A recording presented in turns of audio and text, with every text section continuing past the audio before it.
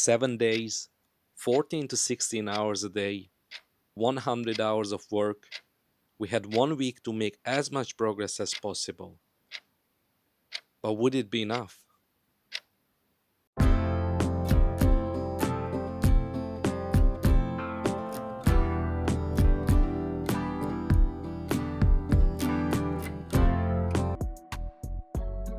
I was exhausted, so I called my dad and I only said one sentence: "Dad, I need your help." There were a few seconds of silence, then he replied, "Give me 2 days, we'll start first thing in the morning." Hi everyone, I'm Mark and I'm building a farmhouse in Poland. Before we get started, this episode begins on a sad note. My daughter's hamster passed away, so we wanted to give him a peaceful final resting place here in our land. Rest in peace, little homage.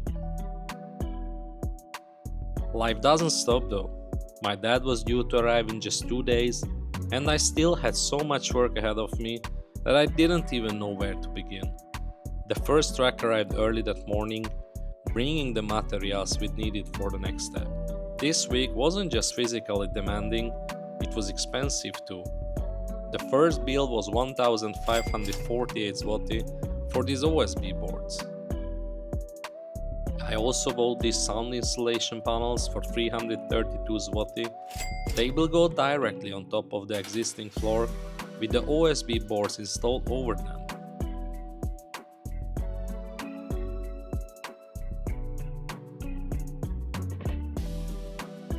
I had just only 2 days, and I say just because it was a huge task to take on alone, especially when you consider how heavy those boards are.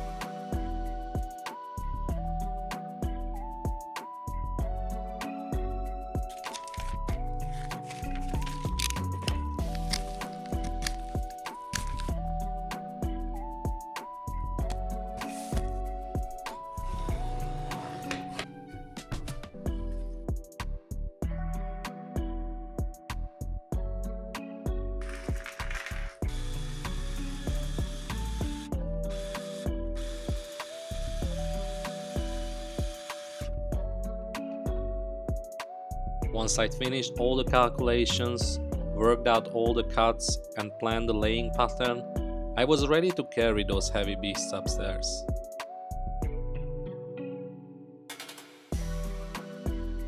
Well, I failed. Failed big time. They were far heavier than I expected, and all I could think was, there goes my money. I had to find a way to do it on my own because the clock was ticking.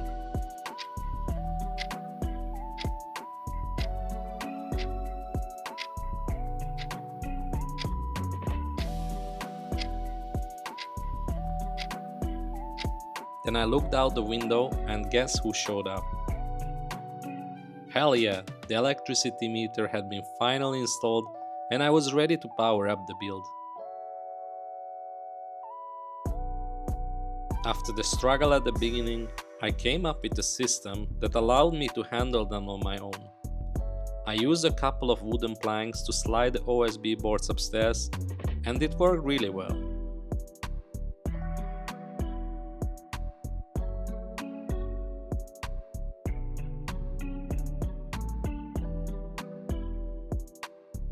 This 22mm OSB layer is what gives the second floor its strength.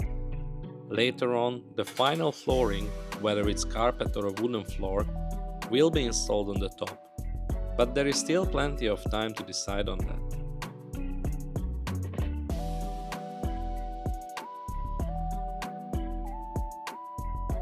We definitely needed this layer before moving on to the next stage, because the existing floor panels were only 12mm thick. They simply were not strong enough to support the weight of what was coming next.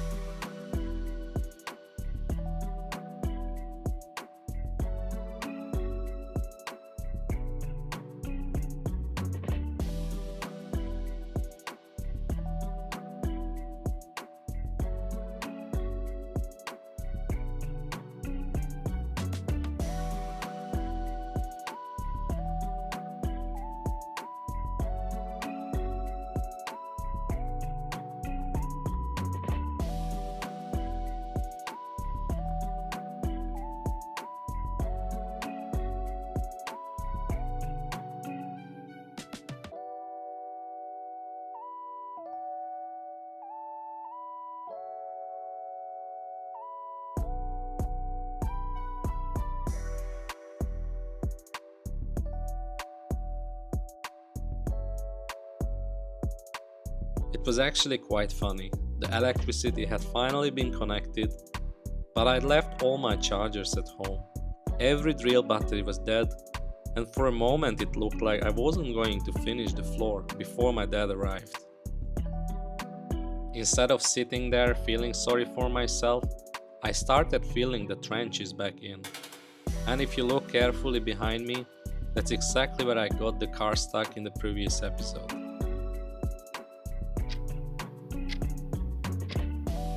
My dad had finally arrived. Along with him came the next delivery, and with it a whole new set of problems. We'd ordered plenty of materials. I'll break down the costs on each one when we install them through the build, but the total for all the insulation, plasterboards and accessories came to 10,236 watt.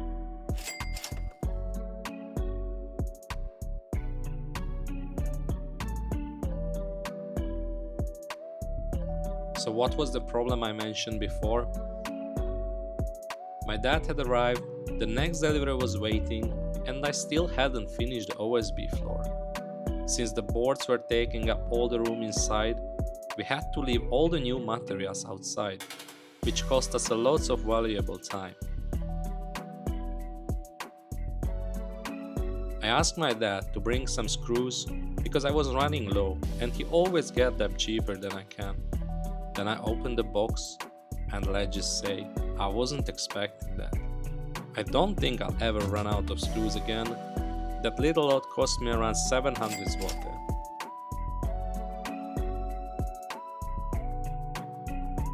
We got started on the second floor as soon as we could because the clock was ticking.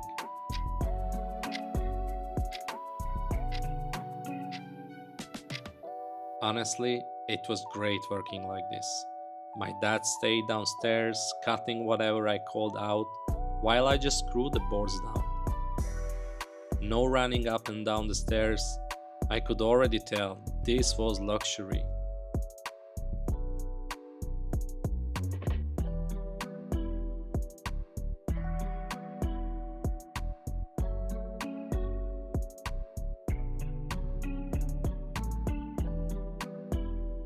We left one section next to the chimney unfinished because that's where the stairs will go. We are still not exactly sure how the connection will be made, so we will leave it for now. Once we had finished installing all the OSB boards, we finally had enough space to move the rest of the materials inside.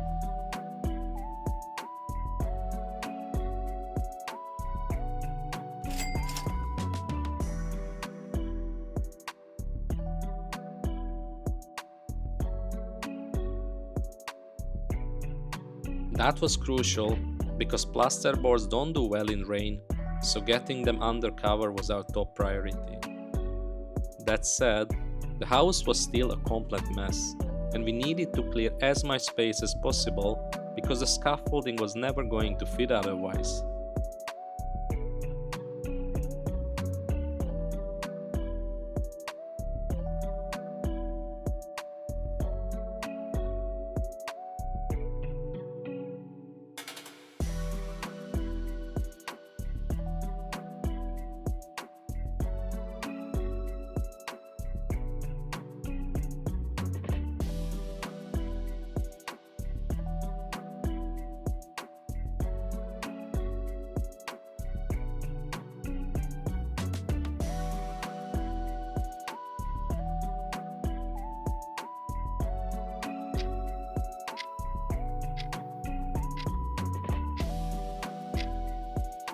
We were already behind schedule, and what came next turned into a nightmare. Before we could install the insulation, we first had to fix these metal hangers to every rafter. They act as a mounting points, allowing the metal frame to simply clip into place later, which then supports all the plasterboards. It sounds simple enough, but getting every single hanger perfectly straight and aligned was unbelievable time consuming. There was no shortcuts, we just had to get stuck in and do it. Long story short, it was endless measuring. Every part of the frame had to line up perfectly with the plasterboards, so there was zero room for error. My dad worked out all the measurements and I just followed his instructions. He used a laser level to make sure all the hangers were the same height, and it was a huge help. Believe it or not, that alone took us nearly a full day of precision work, and that was only half the roof, not even. I was starting to feel the pressure. We ordered a huge amount of materials, and most of the work simply couldn't be done alone. With only a few days left before my dad had to go home, we were running out of time. The next day, we built the scaffolding. Now you know why I said in the last episode that we would have need them later. I didn't order the official platforms for it because they were ridiculously expensive. And honestly, why would I when I just could build on my own?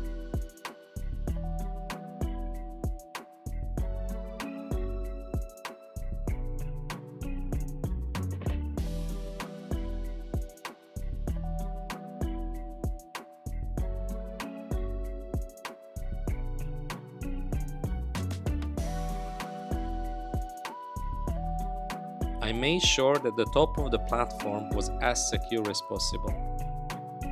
I attached the entire structure to the walls with wooden planks to eliminate any movements.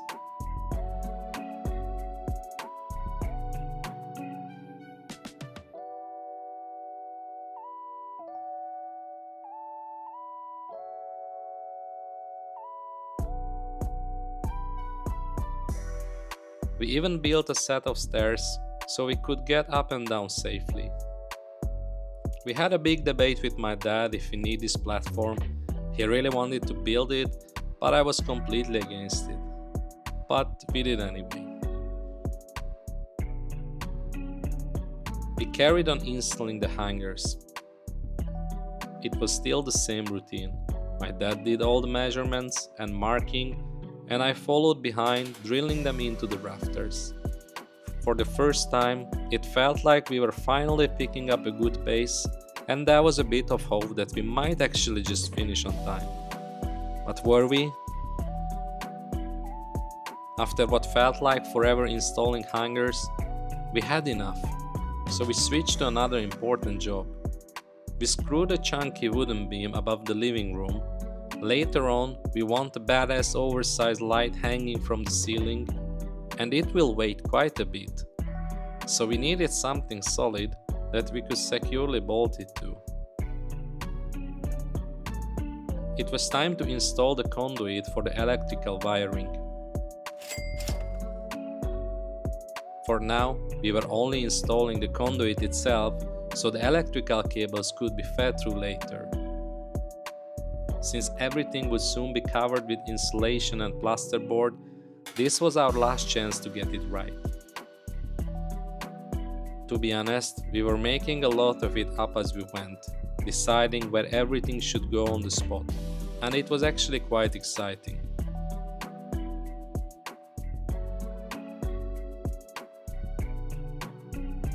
We ran each conduit down next to the stairs, where everything would connect in the junction box before the wiring was run to the lights and switches.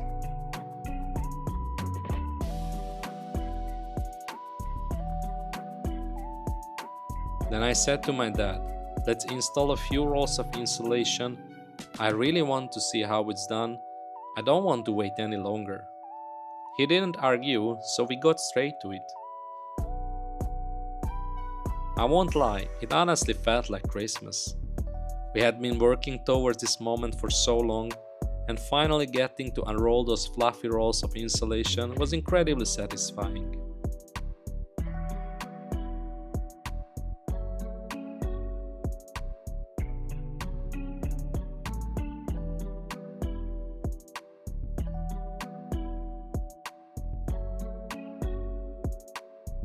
Once the insulation was squeezed tightly between those rafters, we used a string to hold it in place, simply stapling the ends of the string to the rafters. Funny story, I still laugh about it to this day. I switched to a different saw blade to cut the insulation, and my dad kept telling me, "You will never cut a straight line with that, so don't use it." Of course, I ignored him and carried on. To both of our surprise, it turned out to be the straightest cut I ever made in my life, and I looked at him. He looked at me, and we both burst out of laugh. Unfortunately, I didn't catch that moment on camera, but I guess some memories are just meant to stay between us. I noticed something sticking out from behind the foil. I stopped for a second, grabbed the ladder, and climbed up to see what it was. It turned out to be a relic left behind a professional roofing company. I won't even try to explain it because I simply don't have the brain capacity to understand this kind of stuff. What is that? Why they left it there? Why?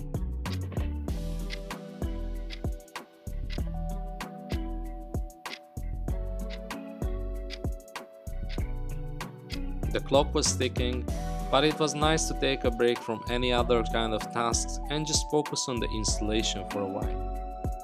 We worked as fast and efficiently as we could, but deep down we already knew we were going to run out of time.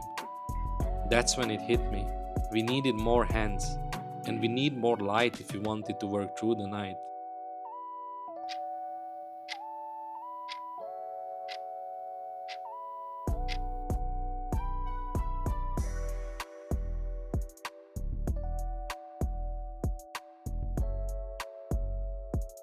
I hope you enjoyed this video. If you did, consider subscribing, because next week we will be back with another update as we continuing build our dream home. Hopefully we can finish everything before my dad has to leave, otherwise I will be building it on my own for the next few months. It's not easy alone.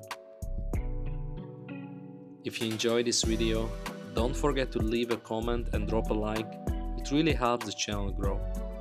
And if you'd like to support this channel and keep this project moving forward faster, you can always buy me a coffee. The link is in the description, and every single coffee goes straight back into building the farmhouse. Thanks for watching. Mark is out. Peace.